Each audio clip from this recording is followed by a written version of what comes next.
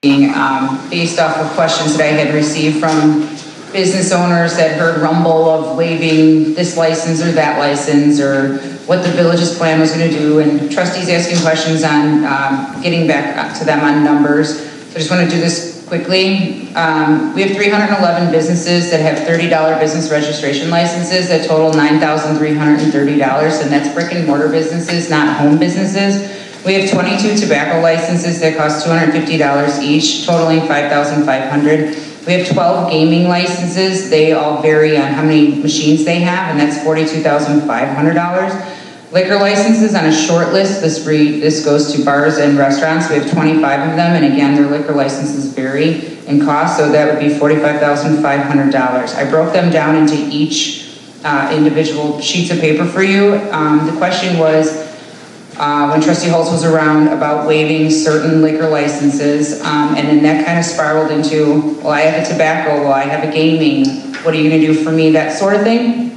So I know that some people had suggested just waiving all the fees, and if you look at the 3 sheets that I had given you, I had done a prorate.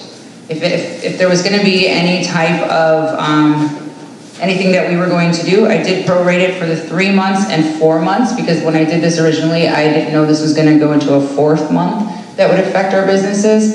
But you can clearly see the numbers for the liquor, gaming, and tobacco. If you were to prorate the liquor licenses, or gaming or tobacco licenses, not including the 4 months that those businesses were affected. The next thing I was going to talk about, because we were talking about ideas on what to do to help residents, businesses, and then circle back to the village. I came up with an idea, or I'm actually mirroring an idea that Crestwood had come up with. They called it Crestwood Bucks. We could do something similar, Homer Bucks. I put it out on a spreadsheet for you guys here. We have 8,561 homes, which do include all the seniors in the senior villages that we have. Just to throw out some numbers, if we did $25 for each resident, or I'm sorry, not each resident, each home, which includes the seniors, it'd be about $214,000 and $214,025.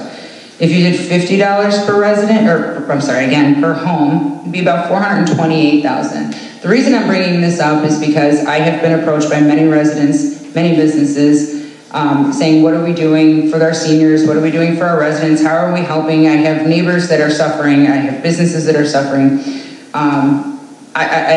One of the questions were, you know, what's the budget? What can we do? How much money do we have to work with or play with to help out everybody as a whole? Residents, including the seniors, businesses that have tobacco, gaming, or liquor licenses, or just regular businesses. So I put together a whole spreadsheet for you guys. I did every breakdown which way possible that you can think of. I know we have executive session tonight, and I don't want to dig into this any further because it is getting later, but I would really appreciate if you guys can just look into this, read all the information, tell me what you think about it, and get back to me and let me know, because I don't want to work on this anymore if it's just going to go down the drain.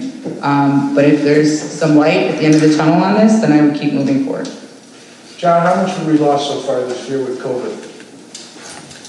Well, it's very difficult to say because we're 90 days arrears on sales tax. So we still haven't even received our March sales tax. The projections that I put forward in that little packet are March and April of 2019 is our base index. We don't even know what, we don't have that current information. The only thing we know is we just received our April income tax allotment, which is really going to be backed up to fiscal 20, and that was approximately $200,000 less than the budgeted amount.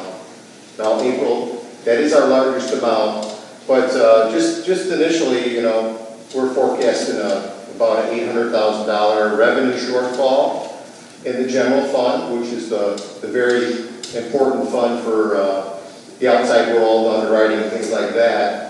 But of course, MFT and Park Fund, they're all, I think the total is 1.1 in aggregate.